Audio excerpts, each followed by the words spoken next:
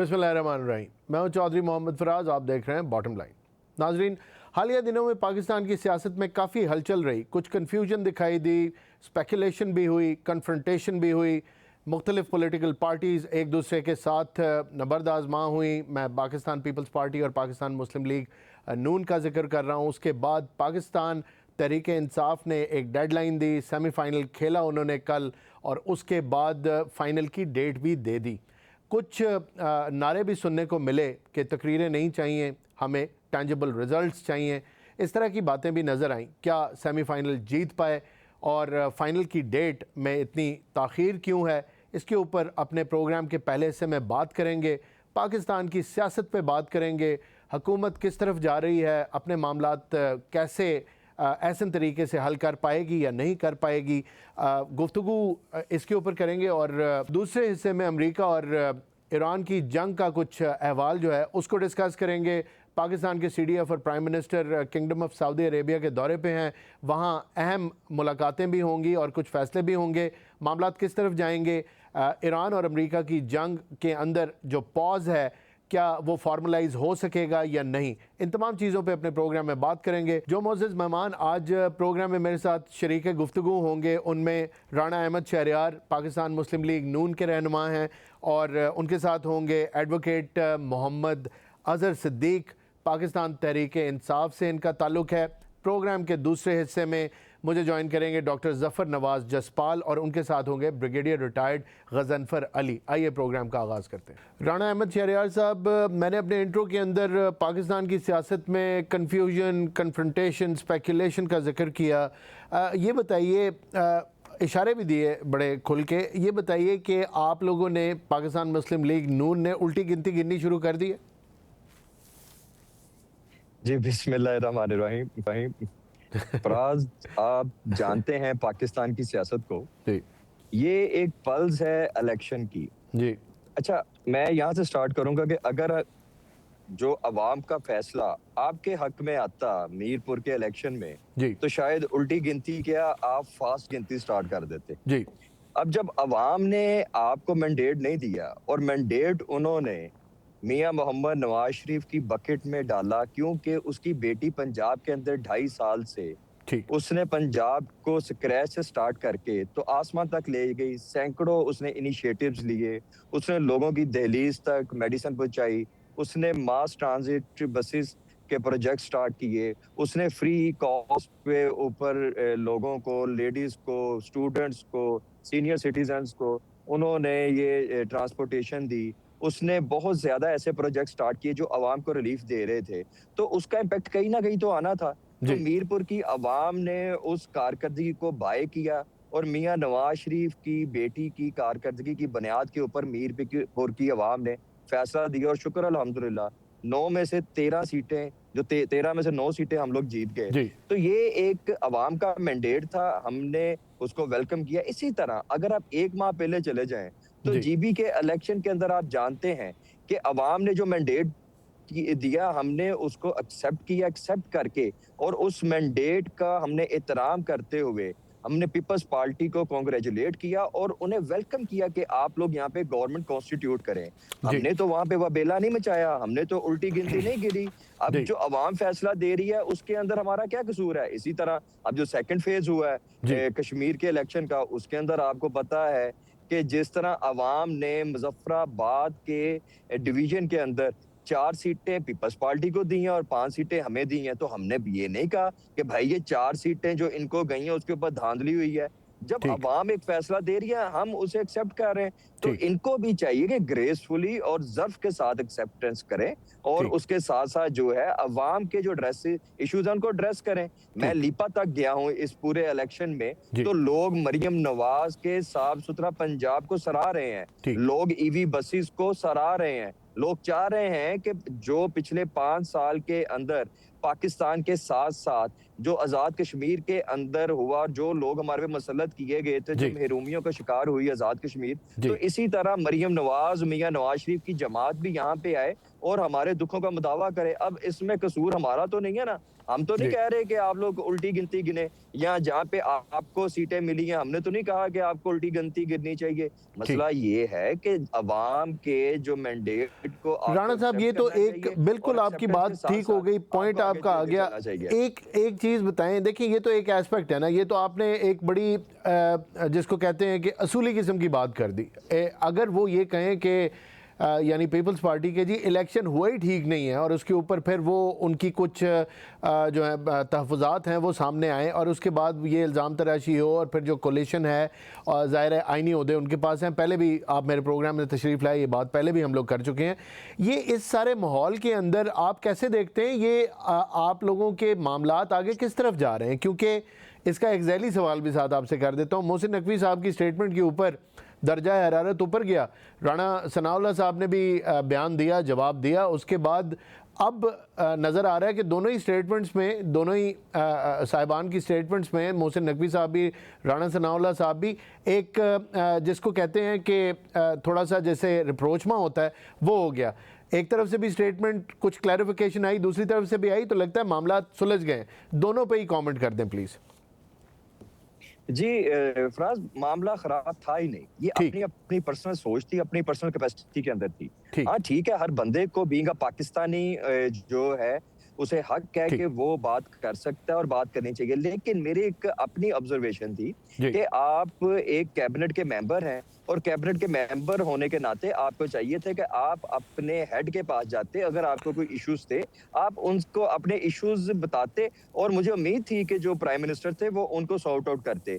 लेकिन ओपनली अगर आप किसी प्लेटफॉर्म पे खड़े होकर बात करेंगे तो दुनिया तो पहले चाहती है बात का बतंगड़ बनाना और उन्होंने बनाया, लेकिन बात वो पंजाबी में कहते हैं ना कि दूध भी पानी बीच मधानी फेरते रहे, तो इसका कुछ था ही नहीं, ना कुछ हुआ और अल्टीमेटली जो है होना भी कुछ नहीं था। हर चीज अपनी जो है सेटलमेंट के मुताबिक चल रही थी और ठीक। चलती रहेगी।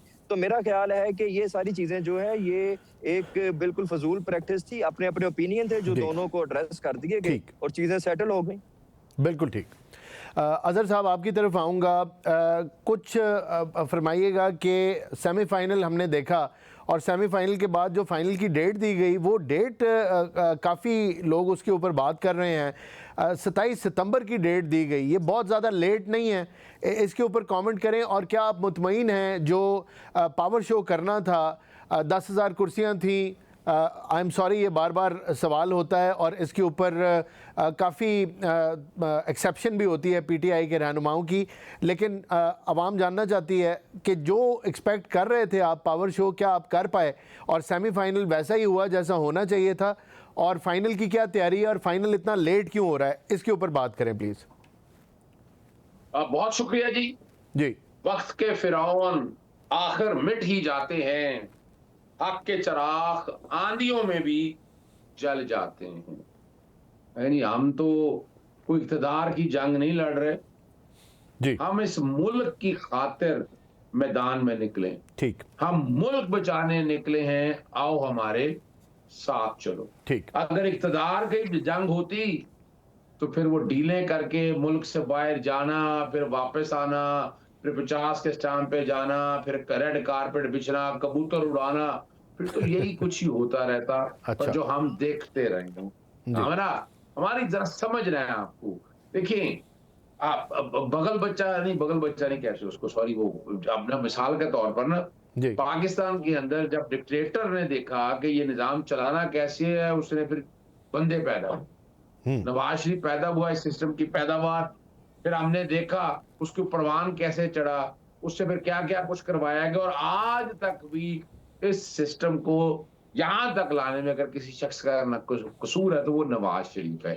नवाज शरीफ चाहता तो ये निजाम ठीक हो। देखा ना, मैं इस वक्त बरतानिया में बैठा हूँ, बरतानिया में ऑपरेशन चेंज हुआ है, ऊपर का निजाम नीचे का कोई खराब नहीं हुआ। अब तो सत्यानाश हो चुका है सारी बातों को। अब आए अगली बात की तरफ। जी। और इस दफा आपको पता है हमने नेट प्रैक्टिस बहुत अच्छी की है। अच्छा। हमने बैट भी बड़े मजबूत खरीदे हैं, हमने हेलमेट वगैरह भी है, पैड भी है, दस्ताने भी अच्छे रखे हैं हमने। तो अभी हम सारा कुछ दिखा नहीं रहे ना, कुछ हमारी इंटरनल मीटिंग्स हैं, हमने इनिशियल मैच जीत चुके हुए हैं। और ये जो मुकाबला हुआ ना शावर के अंदर, तो कह रहे थे निकलना नहीं था, लोग निकले बाकी जगहों के ऊपर भी, और ये सिर्फ हम नहीं निकलेंगे। अजहर साहब मुझे अगर इजाज़त दें तो जो शुरका थे उस जलसे के, उन्होंने बैनर उठाए हुए थे कि तकरीर नहीं लाहे अमल चाहिए, इसके ऊपर भी कमेंट कर दें।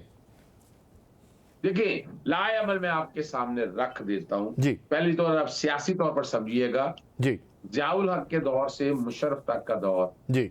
18 महीने 22 महीने 24 महीने जी। डिक्टेटरों की पैदावार, वही गले पे फांसियां चली और उड़ गए। फिर मुशर्रफ के दौर से अब तक का दौर कोई वजीर आजम 5 साल पूरे नहीं कर सका। असा हुन तुर जाना है, दिन रह गए थोड़े। शहबाज शरीफ का आखिरी बजट है, असेंबलियां तहलील होती हैं या अंदर से कोई तब्दीली आती है, या कोई निगरान सेटअप, या वही लॉलीपॉप दिया जाता है कि जनाब कौमी हुकूमत का। ये सारा कुछ आप सुनते रहेंगे। ये आपको इसलिए समझाने की जरूरत है कि ये जो काम करना था ना, एजेंडा हर एक को पता है। तो भाई पाकिस्तान तहरीक इंसाफ को गिराना था, गिरा लिया। टीएलपी ने क्या किया था, अहले तशीर ने क्या किया था, जब अपना ज्वाइंट एक्शन कमेटी कश्मीर के हवाले से यकीनन दहशतगर्द लोग होंगे उसमें, मैं ये नहीं कह रहा, लेकिन ये सारा इसी हुकूमत के जिम्मे है। अब ग्राउंड पक चुकी है। अब जो हमारी एस्टैब्लिशमेंट है वो बंद गली में आ चुकी, उसे कुछ समझ नहीं आ रहा अब करना क्या है। मईशत हो नहीं सकी बेहतर, मुल्क बेहतर नहीं हो सका, लॉ एंड ऑर्डर हर चीज अपनी ऐसी जगह पर पड़ी है कि हमें रास्ता कोई नहीं मिल रहा। रास्ता दिखाना है पाकिस्तान तहरीक इंसाफ ने। और ये दूसरा याद रखिएगा, अभी तो अभी वहां तक जाने से पहले अभी आने वाले दिनों में क्वार्टर फाइनल भी देखेंगे आप। अच्छा। सेमीफाइनल भी होने हैं। वो फाइनल जो है ना 27 सितंबर, अभी वो नहीं है। उसकी वजह ये है कि इमरान खान के केसेस अब लग के अब मुश्किल हो जाएगा रखना। उस सितंबर इसलिए रखा है कि सितंबर तक इमरान खान साहब इंशाल्लाह वो जेल से बाहर होंगे, वो क़यादत करेंगे इस तहरीक की भी। और ये जाने का वक्त हुआ चाहता है ये आराम से, लेकिन इस दफा वो सामान लेके नहीं जा सकेंगे। जब याद हुआ सारा सामान लिया, लंदन चले गए, तो आज जो है ना यही इधर ही रहना पड़ेगा। ठीक नाज़रीन, हमारी गुफ्तगू जारी है, लेकिन यहाँ वक्त हो गया एक शॉर्ट कमर्शियल ब्रेक का, कहीं मत जाइएगा।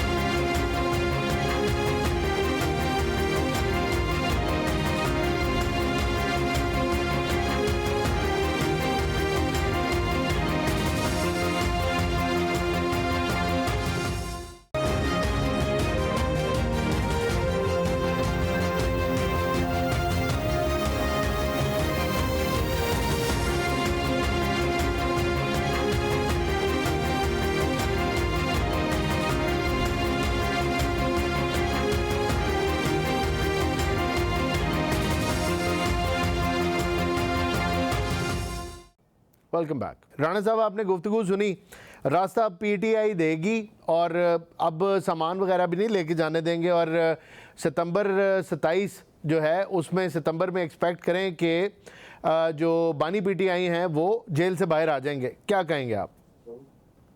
अच्छा, अजहर साहब हमारे सीनियर भी हैं, बड़े सीनियर एडवोकेट भी हैं। उन्होंने एक बात की कि इस मुल्क का जो है नुकसान या जो भी मियां नवाज शरीफ ने किया, मैं बिल्कुल इनकी बात को रिस्पॉन्ड करना चाहता हूँ कि इनके घर का खाना भी नहीं पकता तो उसका भी जिम्मेदार मियां नवाज शरीफ है।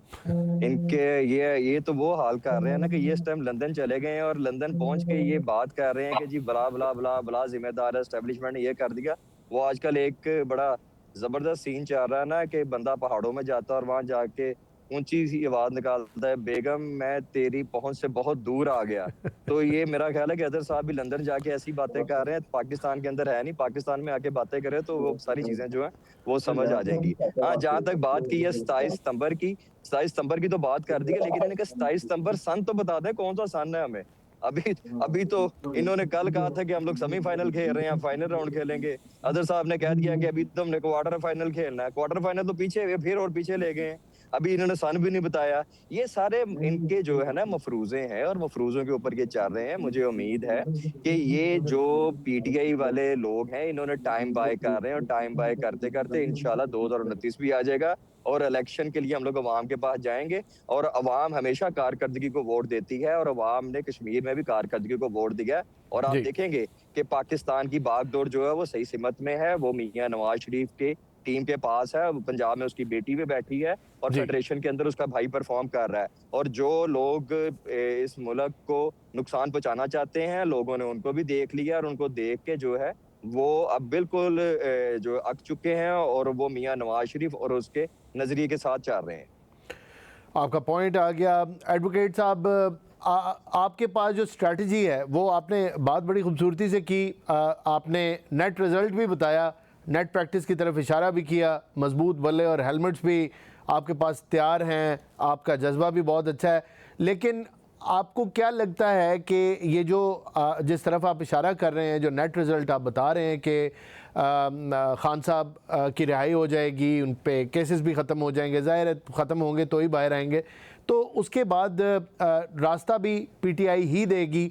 फिर आपने कुछ जिक्र डिक्टेटरशिप का भी किया, तो बुनियादी सवाल करना बनता है कि खान साहब भी अपने जलसों में मदद मांगते रहे इस्टेब्लिशमेंट से, तो अगर फ़र्क था तो वो ये मदद क्यों मांगते रहे और आपकी स्ट्रैटेजी क्या होगी? दोनों चीज़ों के ऊपर रिस्पॉन्स दे दें प्लीज़।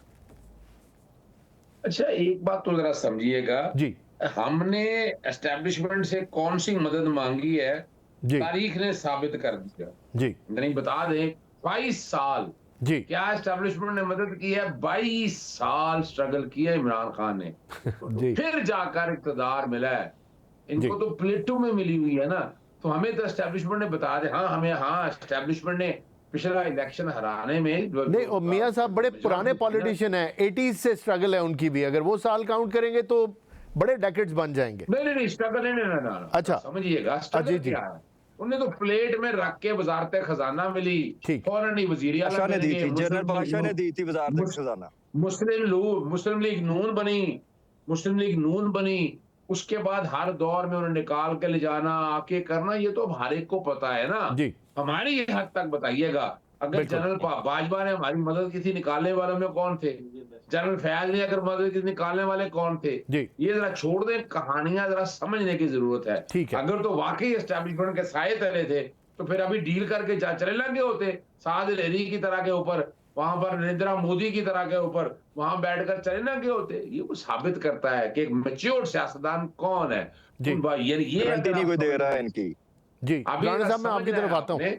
जी बिल्कुल बिल्कुल, कंटिन्यू करें। देखिए, तीन चार चीजें समझनी बड़ी जरूरी है। ठीक इस है। मुल्क को अगर आगे लेके जाना है ना, मुझे याद है आदमी 84 में मैट्रिक में थे हम थे, तो उस वक्त पाकिस्तानी करेंसी जो है ना 90 पैसे और इंडिया का 1 रुपया था, इतनी स्ट्रॉन्ग करेंसी थी। इमरान खान तो नहीं यहां तक लेकर गया ना। जी आज डॉलर और उठाकर देखें, पेट्रोल की कीमतों में जगह टैक्स उठाकर देख लें, यानी कौम तंग आई पड़ी हुई है। कौम एक मसीहा की तलाश में है। मसीहा तो ऑलरेडी मौजूद है, इन्होंने जितना जुल्म और ज्यादती करनी थी कर दी है। अब तो उनके आना जाए, इमरान खान आ रहा है, ये गब्बर सिंह की बात नहीं कर रहा, इमरान खान आ रहा है। डरे खौफ से घरों में छुप जाएं, गारों में छुप जाएं, वरना जाति उमरा के अंदर से भी खींच के निकाले जाएंगे हर जगह से। और वो दौर आने वाला है। अब अब जो है ना, वो जो बचाने वाले थे, वो बचाने वाले भी अब क्या बचाने आएंगे? 4.5 साल का हिसाब लेना जो करप्शन की है।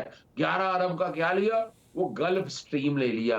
फिर नवाज शरीफ अस्पताल जो 52 रुपए का था, 52 अरब का था, 72 अरब का बना दिया। अरबों रुपए की करप्शन की है। अगर इमरान खान साहब को गिरा के इन्हें कुछ आवाम के लिए कर जाते ना, तो ये पीडीएल देखिए, इनकी कारकर्दगी पीडीएल में छुपी हुई है सिर्फ, कि इनका रेवेन्यू कलेक्शन, अगर इनकम टैक्स नाकाम हो गया, सेल्स टैक्स इकट्ठा नहीं कर सके। आप एक गरीब आदमी से आप आज आप पूछ कर देखिए, मोटरसाइकिल वाला जो है, वो बेचारा 6 लाख साल का अगर कमाता है ना, 6 लाख रुपया, तो उसने टैक्स नहीं देना। जी यहाँ क्या है, यहाँ रोजाना का 3 लीटर पेट्रोल लगाता है, और अगर फर्ज करें महीने का 30 दिन लगा लें आप, और 80 रुपए भी हो, तो 2400 रुपया टैक्स आपने ये निकाल लिया, और साल का तकरीबन 80-90 हजार रुपया आप उसकी जेब से लगा रहे हैं। बिल्कुल बिजली ठीक। कहां से चली कहां पहुंच गई, गैस कहां से चली कहां पहुंच गई, एजुकेशन का निजाम फेल हो चुका, बच्चे बाहर फिर रहे हैं, वो प्राइवेट माफिया को देके मिला क्या आज जरा। अच्छा हाँ, वो टिकटॉक पे बड़ी जबरदस्त है। वो टिकटॉक पे अच्छा गुची का बैच पकड़ लिया, वो अच्छे कपड़े बना लिए, वो होंगे घर आकर फैशन शो में जाएं आप, हर्ज क्या है। अवाम की अदालत में आपने ना आपके कपड़े काम आने हैं, ना अच्छे बैग, ना अच्छी ऐनकें काम आनी है। ठीक है, मैंने भी कुछ अच्छी ऐनकें लगाई हुई हैं, वो बिल्कुल, देखने जाओ जरा। बिल्कुल। नहीं माशाल्लाह मैं लगा सकता हूँ ना, जर मैं वैसे बता रहा हूँ ना, जर्सी भी मैं बहुत किसी को अच्छी पहनी हुकूमत हुई नहीं है। कर मैं रहा। I can see the logo, it's very nice. Rana साहब से पूछ लेते हैं, यू लुक वेरी स्मार्ट। अच्छा राणा साहब, अरबों रुपए का आपने हिसाब देना है, अवाम तंग है, गुर्बत अरूज पे है, इसमें कोई शक नहीं है, ये सारी बातें बिल्कुल ठीक हैं। गवर्नेंस अच्छी है तो अवाम तक समरात कब पहुंचेंगे? और वाकई इस बात में तो बहुत दम है कि अगर करप्शन नहीं हो रही और सब चीज़ें ठीक हैं तो फिर अवाम को भी इसकी कुछ रिलीफ मिलना चाहिए, जो कि नहीं मिलता हुआ नज़र आ रहा। कहाँ जा रही है आपकी गवर्नमेंट? जी फराज देखें, जब इनका दौर था तो हमने तो हमारे दौर में या हमारी सीएम साहिबा ने तो ये नहीं ना कहा कि मैं ट्रेनिंग पे हूँ। इनके दौर के अंदर इनके सीएम ने कहा था ना, इन जो ये अलॉट ला के सीएम अकरम प्लस ने बिठाए थे। जी चलें वो भी छोड़ें, सारी बात खत्म करते हैं। जी हम लोग आगे मूव फॉरवर्ड करते हैं। ठीक। मूव फॉरवर्ड आगे करते हैं। 2.5 साल के अंदर मरियम नवाज शरीफ साहिबा ने, आप खुद इस चीज के शाहिद हैं जी कि जिस तरह पंजाब के अंदर इनिशिएटिव्स लिए, अपना घर अपनी स्कीम, ऐसे ऐसे छोटे छोटे इनिशिएटिव जो लोगों के लिए लिए, 26 फरवरी 2026 तक या इस मुल्क के हालात ठीक नहीं जा रहे थे। अब जो मशरक़ वस्ता की जंग हमारे सर के ऊपर मसलत हुई है, वो क्या नवाज शरीफ ने की है या वो जी मरियम नवाज ने की है, ये शहबाज शरीफ ने की है? ये तो एक इंटरनेशनल इशू बना है जिसकी वजह से जो पेट्रोल प्राइसेस है वो आसमान को जाके लग गई हैं। हमने तो 129 अरब रुपया सब्सिडाइज करके इस मुल्क की आवाम को रिलीफ देने की कोशिश की, लेकिन आईएमएफ के हाथों हमारे हाथ बंधे हुए हैं। ये मसूफ हमारे बड़े भी हैं, बुजुर्ग भी हैं। तो इनसे मैं पूछता हूँ कि 2017 के अंदर मियां नवाज शरीफ के दौर के अंदर जब आईएमएफ को खैरबाद कह दिया था, तो इन्हीं के जो अरस्तू हमारे ऊपर मुसल्लत किए गए थे 2018 में, तो उन्होंने आईएमएफ को 2021 में हमारे पे मुसल्लत नहीं किया। अब उसके जो शराइत इन्होंने तय किए हैं, आज तक हम भुगतान कर रहे हैं। वो जी हमें रिलीफ देने के लिए तैयार नहीं है, अवाम को रिलीफ पास ऑन करने नहीं दे रहे। हम उस चुंगल के अंदर फंसे हुए हैं जिस चुंगल के अंदर इन लोगों ने हमें डलवाया है। हाँ ठीक है, अब हम लोग गवर्नमेंट कर रहे हैं, हेड कर रहे हैं, हम कोशिश कर रहे हैं अवाम को रिलीफ देने की। सूबाई लेवल के ऊपर जो हम रिलीफ दे सकते हैं उससे ज्यादा दे रहे हैं जी लेकिन जो मशरक़ वस्ता की जंग है उसको, वो हमारे इख्तियार में तो नहीं है। हमने तो मीडिएटर का रोल प्ले करने की कोशिश की। हमने मार्का हक की वजह से जो पूरी दुनिया के अंदर हमारी अस्करी और सियासी क़यादत की काविशें थी वो मानी गई, और जी उसके बाद हम लोगों ने अमेरिका को और ईरान को लाके इस्लामाबाद टॉक्स में टेबल पे बिठाया, और जी उसके बाद एक एग्रीमेंट होने जा रहा था, लेकिन जो उसके कॉन्सिक्वेंसेज हुए वो नहीं हल हो सके। तो बिल्कुल उसके अंदर पेट्रोल प्राइसेस उसकी वजह से ना होने की वजह से जो बर्डिंग है, तो वो मेरे और आपके इख्तियार में तो नहीं है। जैसे ही पेट्रोल प्राइसेस नीचे आती हैं, हम लोग उसका रिलीफ जो है अवाम को पास ऑन करते हैं। जब ऊपर जाती है हमारे इख्तियार में नहीं है, क्योंकि हमारे आईएमएफ ने हाथ बांधे हुए हैं। इनकी गवर्नमेंट ने जो हमें आईएमएफ के चंगुल में फंसाए हुए हैं। इस जी वजह से मेरा तो सिर्फ एक स्टांस है कि हम लोग एक दूसरे के ऊपर ब्लेम करने के बजाय हम लोग बैठे और इस टाइम पाकिस्तान की खातिर बैठे हैं। लेकिन हम लोग नहीं, हमारी बदकिस्मती है, हम लोगों ने अपनी पर्सनल जात को आगे रखना है। हम सब लोग पाकिस्तान को भूल गए हुए हैं। हम लोगों ने नुक्ताचीनी करनी है। हम लोगों ने लोगों को कहना है कि जी आप में ये प्रॉब्लम है। ये नहीं देखना कि इस टाइम हम लोग किस माशी हालात में से गुजर रहे हैं और उसके कॉन्सिक्वेंसेस क्या है और उसके वजूहात क्या है। लेकिन जी हमने कहना कि नहीं भी, हम जितना इनको स्क्रू कर सकते हैं स्क्रू करते रहे और अपने नंबरबाजी करते रहे। ऐसे नहीं चलेगा। हम सबको जो है बैठना चाहिए और पाकिस्तान को आगे लेके जाना चाहिए, और पाकिस्तान के लिए हमें कम से कम आज पाकिस्तान के लिए बैठना चाहिए। लेकिन ये लोग समझने के लिए तैयार नहीं है। ये कहते हैं कि टाइम को बाय करें, और टाइम बाय करके हम इंतशार जो बैरूनी तौर पे हमारे दुश्मनों ने हमारे ऊपर मुसल्लत किया हुआ है, खारजी तौर पे, अंदरूनी तौर पे, पता नहीं इनको किसने कह दिया कि आप लोग यहाँ पे इंतशार फैलाएं। भाई जिन लोगों ने पाकिस्तान को बचाने के लिए मार का हक किया, अपने सीनों के ऊपर गोलियां खाई, और गोलियां खाने के साथ साथ उन लोगों ने पाकिस्तान के वकार को बुलंद किया। वो अंदरूनी खदशात से भी निबड़ना जानते हैं। हमारी सियासी क़यादत, हमारी अस्करी क़यादत, ये पाकिस्तान के अंदरूनी खदशात से जो ये इंतशार फैलाना चाह रहे हैं उससे निबड़ना जानते हैं, और हम लोग निबड़ने के हमें हर आईनी हाथ जो है इस्तेमाल करने पड़ेंगे। लेकिन खुदारा हमें उस नहज पे ना लेके जाएं कि पाकिस्तान को कोई नुकसान पहुंचे। हम लोग चाहते हैं कि पाकिस्तान को हम लोग आगे लेके बढ़ें, क्योंकि पाकिस्तान है तो हमें, अदरवाइज हमारी किसी की कोई जात नहीं है। राणा साहब आपका पॉइंट आ गया। मोहम्मद अजहर साहब, अहमद शहरियार साहब, दोनों मोअज़्ज़ज़ मेहमानों के वक्त का बहुत बहुत शुक्रिया। नाज़रीन हमारी गुफ्तगू जारी है, लेकिन यहाँ वक्त हो गया एक शॉर्ट कमर्शियल ब्रेक का। कहीं मत जाइएगा।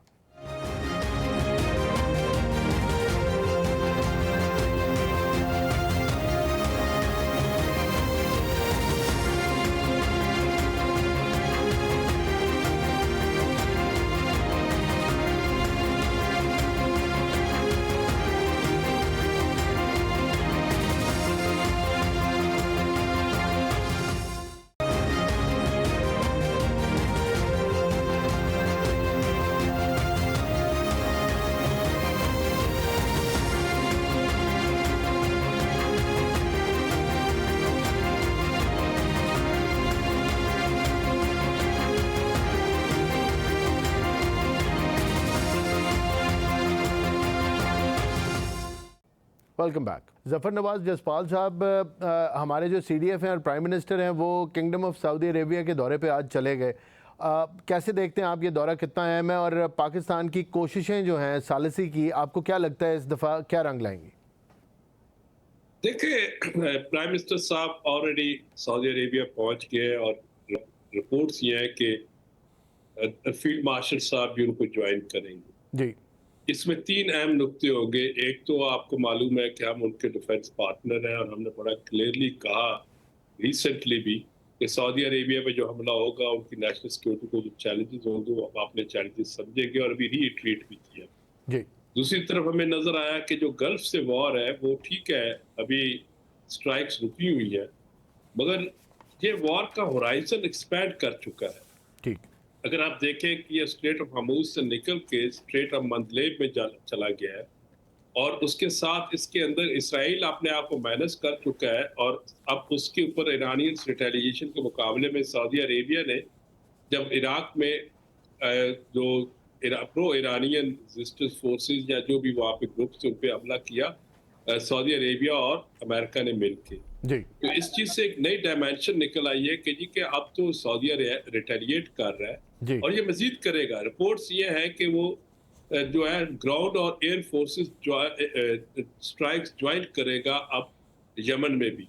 अब ये जो चीज़ है, ये वार का जब होराइजन बढ़ रहा है और हम उसके एक लेजिटिमेट और जो कैसे इंटेग्रल मेंबर है उनके सिक्योरिटी आर्किटेक्चर के मिडिल ईस्टर्न और खास तौर पे हमारा डिफेंस एग्रीमेंट है जी सऊदी अरेबिया के साथ, तो नेचुरली अब हम वहाँ जाएंगे। उनको हमारी तो कोशिश होगी कि सऊदी अरेबिया सब्र का करे, जिस तरह पहले 28 फरवरी से लेके जुलाई के लास्ट वीक तक उन्होंने हमारे बातों को माना और रिटेलिएट नहीं किया। जी मगर एक वहाँ पे कोलिजन बन चुका है for a freedom of the ship, जिसे जो है स्ट्रेट ऑफ मंदलेब से या आप रेड सी के अंदर कोलिजन बना है for the safety of sea lands specially commercial ships of this. और 14 कंट्रीज जो उसके मेंबर हैं, पाकिस्तान भी उसमें एक इम्पॉर्टेंट कंट्री है और वो जो कोलिजन है उसका सऊदीज ने अपना कमांडर भी या जनरल भी अपॉइंट कर, एडमिरल भी अपॉइंट कर दिया है। तो मेरा ख्याल है कि ये जो एक नया कोलिजन बना है, डिफेंसिव कोलिजन, जिसमें पाकिस्तान का भी इंटरेस्ट है क्योंकि हमारे शिप्स वहाँ से गुजरते हैं रेड सी से और उनकी प्रोटेक्शन के लिए बहुत ज़रूरी है, तो लिहाजा इन सारी चीज़ों पे वहाँ पे गौर होगा और ये एक इम्पॉर्टेंट मीटिंग। बिल्कुल ठीक, आपका पॉइंट आ गया। ब्रिगेडियर साहब, एक तरफ तो किंगडम ऑफ सऊदी अरेबिया और पूरे GCC का ये मुतालबा है अमेरिका से कि अमन हो जाए, दूसरी तरफ ये बाबुल मंदब का जिक्र किया डॉक्टर जसपाल ने, वाकई वहाँ पे थिएटर फैल चुका है। आप किस तरह देखते हैं सऊदी अरब की पॉलिसी, अगर उस थिएटर पे इन्होंने जंग लड़नी, क्योंकि जाहिर है अगर हुसीज हमला करेंगे तो उनको भी जवाब देना पड़ेगा, और पाकिस्तान का डिफेंस एग्रीमेंट उसका भी जिक्र इन्होंने किया। आप पूरी सिचुएशन को कैसे देखते हैं? एक तरफ तो अमन बहुत ज़रूरी है, दूसरी तरफ कुछ जंग की कंपल्शंस भी हैं, क्या कहेंगे सर आप? बिल्कुल, बिस्मिल्लाह रहमान रहीम। अपने जसपाल साहब ने ठीक कहा जी, जमन अमन जंग तो गैर जरूरी चीज है, अमन होना चाहिए, जी लेकिन आजकल सवाल ये पैदा हो रहा है कि अमन किस कॉस्ट पे होगा। ठीक, इसलिए कि जिन्होंने जंग शुरू की है वही जंग को रोकते हैं और वही जंग को शुरू कर देते हैं। ठीक हो गया। और उसमें बेसिक जो इनिशिएटर है वो अमेरिका है, और जब अमेरिका उस जंग को शुरू करता है तो साफ जाहिर है फिर ईरान ने तो रिपीटेडली ये कहा है कि अगर ये जंग होगी तो हम जवाब देंगे, और वो फिर जवाब देता है।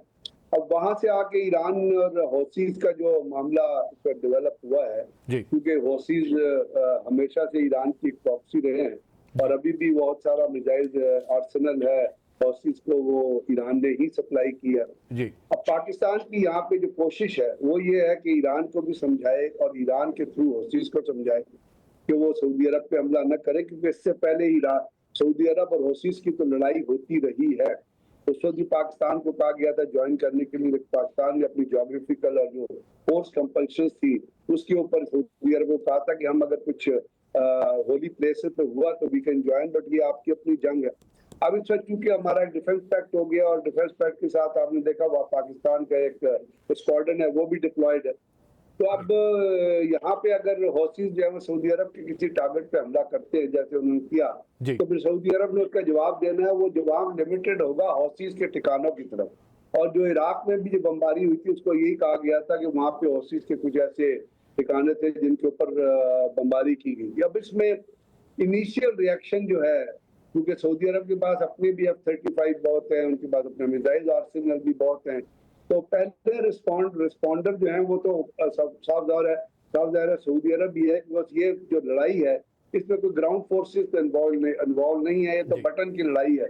आप वो बटन मिसाइल का दबाएं या वो बताएं F-35 से आप जहाज से दबाएं, आपने मिसाइल ही हिट करना है। तो पाकिस्तान का इसमें बेसिक रोल जो है, पाकिस्तान की कंपल्शन इसलिए बड़ी है कि ईरान के साथ हम 900 किलोमीटर का बॉर्डर शेयर करते हैं और सऊदी अरब के साथ हमारे बड़े फ्रैक्चर और बड़े तारीखी रिलेशनशिप है। तो वो पाकिस्तान वही जो बैलेंस रोल है वो प्ले करने की कोशिश कर रहा है। और दोनों साइडों पे आपने कहा अब्बास इराकी साहब की भी खबर है कि वो पाकिस्तान आ रहे हैं और उससे पाकिस्तान की ईरान से बातचीत भी हुई है।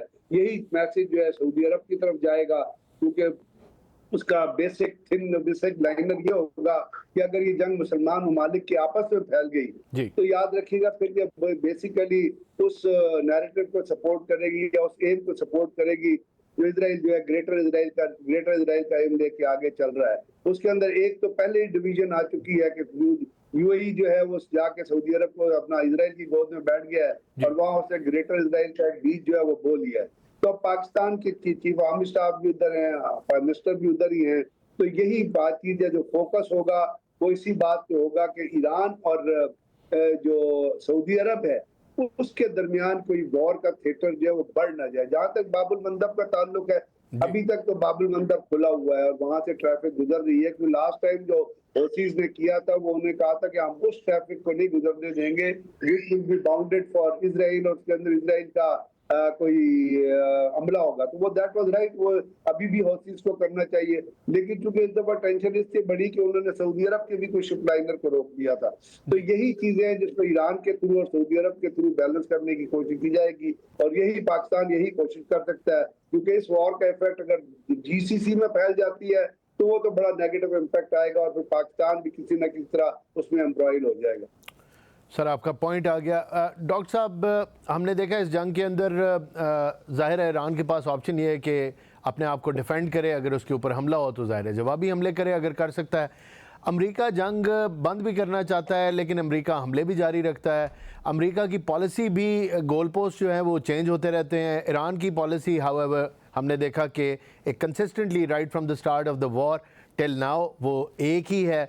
तो अमेरिका चाह क्या रहा है? ये जो ट्रंप पैराडॉक्स है as far as the changing statements are concerned and जो टैक्टिक्स हैं वो सेम रखे हुए हैं, बूट्स ऑन ग्राउंड करते नहीं हैं, बॉडी बैग से डरते हैं।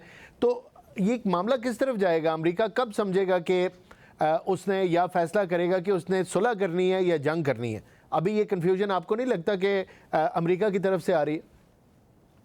देखिए, अमेरिका एक बड़ा मुल्क है और उसकी वजह से उसने प्लान करके आना था। ठीक, प्रेसिडेंट ट्रंप अपने सक्सेसर से या जो पहले वहाँ पे प्रेसिडेंट्स गुजरे हैं, ना अफगान वॉर से, ना लीबिया की, ना इराक की, ना आप कह सकते हैं वियतनाम और सुबोनीसी का वो। दूसरा, वो बगैर प्लान के आए थे, उनको कन्विंस किया गया था नेतन्याहू की तरफ से कि आप आएंगे 48 आवर्स में, आप तो विक्ट्री के शदाने बजाते हुए चले जाएंगे जी। उनको वही नजर आ रहा था कि वेनेजुएला का जिस तरह प्रेसिडेंट हमने किडनैप कर लिया है, यहाँ पे हम इनकी लीडरशिप को डिकैपिटेट कर देंगे तो ये हाउस ऑफ कार्ड की तरह सारा सिस्टम गिर जाएगा। मगर उनको ये नहीं मालूम था कि ईरान एक रिजिलिएंट नेशन है, उनका एक अपना सिस्टम है और उनकी एक अपनी स्ट्रैटेजी है। वो जैसे ही उन्होंने रिकैपिटेट किया उसी दिन 28 मई को जो ईरानी रिस्पॉन्स था रिकैलिब्रेटेड इतना ज्यादा और इस तरीके से फॉर्मुलेट हुआ जो अमेरिकन के लिए अनएक्सेप्टेबल था और इसराइल के भी लिए नहीं था। ये लोग जो थे, इनकी सारी इंफॉर्मेशन ईरानियन लीडरशिप के बारे में तो रॉ ने उनको दी थी, क्योंकि रॉ ने वहाँ पे अपना इस्टेब्लिश किया है लास्ट 20+ ईयर्स में 2003 से ईरान और इंडिया का एक डिफेंस पैक्ट था जी। मगर उसको ये नहीं मालूम, वो रॉ का फोकस हमारे पे था, मगर वो ईरान की उस चीज को या सोशो इकोनॉमिक और नेशनलिस्टिक चीजों को एनालाइज नहीं कर सके जी। एनीवे, अमेरिका का जो पहला ऑब्जेक्टिव था कि हमने वहाँ रजीम चेंज करना है, वो खत्म हो गया। दूसरा ऑब्जेक्टिव उनका क्या हुआ कि जी उसके बाद अगर रजीम चेंज नहीं हुआ तो वॉर से एग्जिट स्ट्रेटजी होती है, वो बिल्कुल उनके पास ठीक, है ही नहीं, बिल्कुल ठीक। क्योंकि वो तो विक्ट्री वाली कौम थी। ब्रिगेडियर साहब मेरे से बेहतर जानते हैं कि मिलिट्री स्ट्रेटजी में तो आपका तो हर मौके पे आपके पास एक एग्जिट स्ट्रेटजी आप रखते हैं कि किस मौके पे मैंने वॉर से निकलना है और किस तरीके से निकलना है और क्या मेरे हदफ है। जब आप बिल्कुल। अनप्लान्ड आएंगे और आप ये समझेंगे कि मैं तो वहां विक्ट्री रखूंगा तो वहां तो यही हाल होगा। और out of the war state of Hormuz जो है, हालांकि ईरानियों से बड़े अरसे से ये कहा था कि अगर हमारे पे वॉर थोपेगी तो हम स्टेट ऑफ हर्मुज को पोल्यूट कर देंगे। जी, स्टेट ऑफ हर्मुज जो है एक नया क्राइसिस जन्म कर आ गया जिसने पूरी दुनिया को हिला के रख दिया है। जी, अब ये अमेरिकन से कैलकुलेशन में नहीं था। तीसरी अमेरिकन के लिए प्रॉब्लम ये होगी कि अमेरिकन, मैं वैसे हैरान हूं, अमेरिकन एनालिस्ट इस पे बात कर रहे थे जी, मगर अमेरिकन एडमिनिस्ट्रेशन शायद वो सुनना नहीं चाह रही थी या सुन नहीं रही थी। जी, ये जी कि वॉर की जो नेचर है वो चेंज हो गई है। जब नेचर चेंज होती है कैरेक्टरिस्टिक्स भी चेंज हो जाते हैं। और ये वॉर एक एसिमेट्रिकल वॉरफेयर है, ये जितनी प्रोलॉन्ग होगी at the end of the day invader जो है उसके लिए ही मसाइल होंगे। जी, अब ट्रंप वहां से निकलना चाहते हैं, कोई विक्ट्री लेके, वो तो उनको मिली नहीं। दूसरी तरफ उन्होंने 14 पॉइंट्स के, ईच पॉइंट जो है वो ईरानियंस को सपोर्ट करता है और उनके इंटरेस्ट को गार्ड करता है, ठीक, जो कि पाकिस्तान ने मीडिएट किए, मगर अमेरिकन के इंटरेस्ट को भी करता है। मगर अमेरिका निकलना चाहता है किसी तरीके से अपनी वो करके। अब अमेरिका ने एक स्ट्रेटजी जरूर अब उसकी कामयाब नजर आ रही है कि वो खित्ते को इस तरीके से उसके अंदर धकेल रहा है कि बाकी कंट्रीज भी जिस तरह हूथीज वगैरह आ रहे हैं और ये जो मिलिटेंट ग्रुप्स हैं जी, और ये रेडिकलाइज्ड जो जिसको ईरान कहता है एक्सिस रेजिस्टेंस, हम कुछ को इनको कहते हैं एक्सिस ऑफ टेरर, जी, और ये जो सब ये जो नॉन स्टेट एक्टर्स होते हैं, अगर कोई स्टेट ये चाहती समझती है कि ये मेरे कंट्रोल में है, ये मेरे अलाइज है या मेरी प्रॉक्सीज है, वो एक टाइम तक होते हैं, ठीक, उनके हर तरफ कॉन्टेक्ट्स होते हैं और वो किसी वक्त भी पैसे की खातिर, अपने इंटरेस्ट की खातिर ये कर सकते हैं। अब ये नहीं मालूम कि ये हूथीज का या इनका जो वॉर को एक्सपेंड करना है और अरब गल्फ स्टेट्स को एंगेज करना है उसको किस तरफ ले जाएगा। अब इस सारे चीज को आप देखें जिसके लिए हमारे प्राइम मिनिस्टर और फील्ड मार्शल साहब गए कि उसको जी, एनालाइज करके सऊदीज को समझाए, जी, मगर हालात ये है कि अमेरिका के पास निकलने की कोई एग्जिट स्ट्रेटजी नजर नहीं आ रही। आगे मिड टर्म इलेक्शन आ रहा है, नेतन्याहू को ये एडवांटेज है कि उसने जंग से बाहर बैठ के वो अचीव करना चाह रहा है जो कि पहले वो जंग करते हुए नहीं कर सका, फरवरी से लेकर सीज फायर तक। बिल्कुल ठीक, उसका भी 27 को इलेक्शन है। जी, और इसी तरह ईरान में भी ये एक नेशनलिस्टिक फोर्सेस हैं जिनके बगैर सपोर्ट के रूलिंग एलीट जो है वो सर्वाइव नहीं कर सकती। अब इसके अंदर एक रैशनल तो ये है कि जी कि 14 पॉइंट से चीजें आगे जाए, मगर वो तीनों पार्टीज जो है यहाँ जो वो इस तरीके से इस जिसको आपको कह सकते हैं कि एम्ब्रोग्लियो में इस तरह इंटेंशनड हो चुके हैं कि जो एक निकलता है जिस तरह मूव करता है दूसरी तरफ से उसको मिसाइल पैदा हो जाते हैं। ठीक, लिहाजा यहाँ पे एक बड़ी कर्जियस लीडरशिप, एक विजनरी लीडरशिप चाहिए, जो कि अनफॉर्चुनेटली जो लीडर अमेरिका का है उसकी तो मर्क्यूरियल पर्सनैलिटी या मर्क्यूरियल टेम्परामेंट के ऊपर मोहर लग चुकी है। इसलिए उससे ये एक्सपेक्ट करना कि वो रैशनल होकर लॉन्ग टर्म से सोच के वो निकलेगा, वो तो एक बिजनेस व्हीलर डीलर है, यही उसकी टीम का है। ठीक। लिहाजा ये सारा खित्ता इसकी प्राइस पे कर रहा है। बिल्कुल ठीक, आपका पॉइंट आ गया। ब्रिगेडियर साहब, मिलिट्री स्ट्रैटेजी की बात की डॉक्टर साहब ने, वाकई एक मुहिमा बनी हुई है। क्या मिलिट्री स्ट्रैटेजी है यूएस की, और इतनी बड़ी मिसकैलकुलेशंस के साथ इतनी बड़ा जंग का थिएटर खोल देना और उसके बाद इस मुश्किल में फंस जाना, इसके ऊपर गुफ्तगू फरमाइएगा। देखिए, ये वॉर जो है ये किसी, मेरी नजर में किसी स्ट्रैटेजी पे नहीं लड़ रहा हूँ अमेरिका। ठीक, अमेरिका ये वॉर एक मजहबी जनूनियत के ऊपर लड़ रहा है। ठीक। इसलिए कि अगर आप स्ट्रैटेजी की बात करते हैं तो ट्रंप को इस वॉर के शुरू होने से पहले पेंटागन में बाकायदा एस्टिमेट्स दिए गए थे ठीक, और CIA की प्रेजेंटेशन थी जिसमें ये बताया गया था कि अगर आप रिजीम चेंज करेंगे तो ईरान में उससे ज्यादा हार्डन रिजीम आए। ठीक। दूसरी बात ने कहा था कि ईरान, ट्रंप जो कहता है कि ईरान हमको हिट कर सकता है, तो ईरान के पास ऐसे कोई अपना वेपन नहीं है जिससे वो अमेरिका के ऊपर वॉर कर सके, ना वो 15,000 किलोमीटर का मिसाइल है उनके पास। दूसरी चीज थी, जब आपको पता है तुलसी गबार्ड की हेयरिंग हुई तो वहां उससे पूछा गया था तो do you think that Iran is an immediate threat, तो उसने क्या कहा था, उसने या उनके पास न्यूक्लियर वेपन्स हैं। फिर जो IAEA की रिपोर्ट, जो इंस्पेक्टर्स की रिपोर्ट थी, उन्होंने क्या बताया था कि वो तो कोई उनके पास इतनी कैपेसिटी नहीं है कि वो न्यूक्लियर वेपन। फिर दुनिया में ये बताया गया कि न्यूक्लियर एनरिचमेंट जो है वो 60% लेवल पे है, अब 60% है, 30-90% है। फिर उसके बाद पहला जो फेज था उसमें अमेरिका ने कहा कि जब हमने ब्लॉक बंकर बस्टर बम मारा है तो 20,000 पाउंड का तो हमने अमेरिका का, ईरान का तमाम जो इंफ्रास्ट्रक्चर है न्यूक्लियर का, वो तबाह कर दिया। ठीक। तो अगर तो आप इन इंडिकेटर्स को और इन कंक्लूजन्स को निकालते हैं जो आपको हर वॉर से पहले वॉर करने होते हैं, जो आपको एक थ्रेट सिनेरियो दिया जाता है, तो उसके तहत से तो क्या है, इन चीजों के बाद कोई जंग बनती है।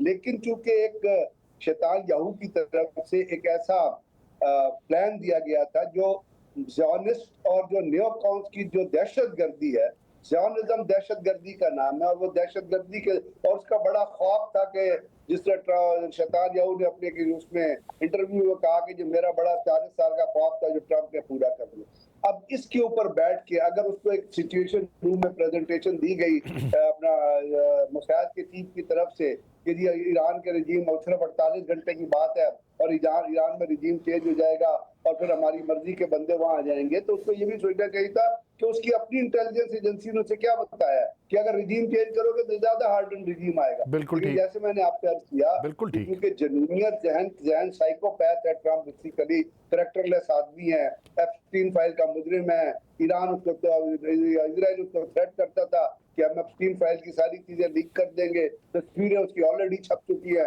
कैरेक्टर उसका है कोई नहीं। तो उसने कहा कि बस ये जो कह रहा है ठीक कह रहा है, ईरान को मार दो। और उसने उसको जो एस्टीमेट दिया गया, वो एस्टीमेट गालबन उसने सेंटकॉम का कंसिडर नहीं किया। अभी दोबारा सेंटकॉम ने उसको एस्टीमेट दिया है जिसकी वजह से जंग लगी। उन्होंने कहा जी हमारे पास जो इंटरसेप्टर्स हैं वो खत्म हो रहे हैं, क्योंकि ईरान एक मिसाइल फायर करता है, उसको रोकने के लिए आपको 6 इंटरसेप्टर फायर करने होते हैं, और इंटरसेप्टर की प्राइस जो वो 10 टाइम ज्यादा है एज कम्पेयर टू मिसाइल। तो इसके ऊपर अगर तो आप लॉजिक के ऊपर जाएं, स्ट्रैटेजी के ऊपर, अब स्ट्रैटेजी क्या है? क्या ये स्ट्रैटेजी है कि जी आप F-35 उड़ाएं और जाके चाबहार पे बमबारी कर दें, आप इस्फहान पे बमबारी कर दें, या आपने दो C-130 भेजे, ब्लैक हैक हेलीकॉप्टर भेजे, उसको इस्फहान के नजदीक अपना जो है वो लैंड करवाया और कहा जी हम ईरान का एनरिच्ड यूरेनियम जो है वो निकालने के लिए जा रहे हैं। वहाँ ईरानियों ने उनका तमाशा बना दिया, फिर वहाँ पे दोनों C-130 भी तबाह हो गए, ब्लैक हैक हेलीकॉप्टर। तो ये किस स्ट्रेटजी के तहत किया? दूसरी बात यह है कि स्ट्रेटजी भी अगर आप बनाए और आपके अगर मेन ऑब्जेक्टिव पूरे ना हो तो समझने कि आपका मिशन फेल हो गया। मेन ऑब्जेक्टिव क्या डिफाइन किए थे कि जी हम रजीम चेंज करना है, न्यूक्लियर कैप करना है, और ना ये चीजें जो है वो नया रजीम आएगा वो हमारी मर्जी का आएगा। तो अगर ये चीजें पूरी नहीं हुई तो फिर तो कोई भी अक्लमंद शख्स आगे प्रोसीड नहीं करता, वो अपनी स्ट्रेटेजी को रिवाइज करता है। दूसरी बात ये, जहाँ पे अगर स्ट्रेटेजी अब रिवाइज होगी तो किस तरह होगी? आपने खुद कहा कि जी देखो ईरान ने हमारे इब्राहिम लिंकन को 100 मिसाइल मार दिए और इब्राहिम लिंकन तो तबाह हो गया, हमें उसको रिट्रीट करना पड़ा। दूसरी तरफ आप कहते हैं हमने ईरान की नेवी को तबाह कर दिया, फिर हमने कहते हैं ईरान की एयरफोर्स को, जिसकी एयरफोर्स है ही नहीं। तो कहने का मेरा मतलब यह है कि टेंजेबल्स पे अगर आप बात करें और उस पर तो कोई स्ट्रेटेजी नहीं है, एक पागलपन है, एक जनूनियत है, और जो मजहबी जनूनियत होती है और जो मजहबी पागलपन होता है उसके अंदर लॉजिक प्रिवेल नहीं करता, उसके अंदर वो जनूनियत या वो चीज प्रिवेल करती है जो साइकोपैथ ट्रंप जो है उसके बिहेवियर में आपको नजर आ रही है। बिल्कुल, आपका पॉइंट आ गया। डॉक्टर जसपाल, क्लोजिंग रिमार्क्स दे दें। आपने गुफ्तगू सुनी, यही सवाल मेरा आपसे भी है, आपका क्या इसके ऊपर नुक्ता नज़र है? मुख्तसरन बताएं, फिर प्रोग्राम को क्लोज करेंगे। मैं बिल्कुल एग्री करता हूँ कि ब्रिगेड साहब ने बड़ा क्लियरली आपको बता दिया कि एस्टीमेट कुछ है, उसके बाद जो एम्पिरिकल डाटा है वो कुछ है, और उसके ऊपर स्टेटमेंट कुछ है। बिल्कुल ठीक। ये कंट्राडिक्शन से हमें महसूस होता है कि प्रेसिडेंट ट्रंप के बारे में जो लिखा जा रहा है कि उसका वो कहता तो ये एपिक फ्यूरी था मेरा ऑपरेशन, मगर ये एपिक फेलियर बन गया। और ये एपिक फेलियर जो है अमेरिकन के लीडरशिप के लिए और मिडिल ईस्टर्न सिक्योरिटी के लिए एक प्रोलॉन्ग इसके रिपरकशंस हो। लिहाजा जितना भी जल्दी इसको कंक्लूजन की तरफ ले जाया जाए, एक परमानेंट पीस किया जाए, उतनी बेहतरी होगी। अदरवाइज इसमें जो लूजर है डिप्लोमेटिक, इकोनॉमिक, पॉलिटिकल, वो अटैकर होगा। ईरानियंस तो ऑलरेडी इकोनॉमिकली तबाह है और वो तो एक डिफेंसिव वॉर लड़ रहे हैं और उसमें उनका रिजिलियंस हमें नजर आ रहा है। तो इसलिए हमें ये जो है दोनों साइडों पे और कई जगहों पे हमें नजर आ रहा है कि ईरानियंस भी अपनी लीडरशिप जो उनकी है उसमें और उनके जो नेशनलिस्टिक फोर्सेस है उनमें डिस्कनेक्ट है, लिहाजा उसको भी इस्टेब्लिश करना। बिल्कुल ठीक। डॉक्टर साहब आपका पॉइंट आ गया। नाजरीन आपने गुफ्तगू सुनी, अमेरिका के ऊपर है। अमेरिका का ऑपरेशन एपिक फ्यूरी, अगर उसने अपनी चीज़ों को अमेंड ना किया, पॉलिसीज़ को अमेंड ना किया और इस जनूनियत में रहा जिसकी तरफ हमारे पार्टिसिपेंट्स ने इशारा किया, तो एपिक फेलियर भी बन सकता है उसका ये मिशन। हालात किस तरफ जाते हैं इसके ऊपर आपसे बात करते रहेंगे। आज तक के लिए इतना ही, मुझे इजाज़त दीजिए। अल्लाह हाफ़िज़।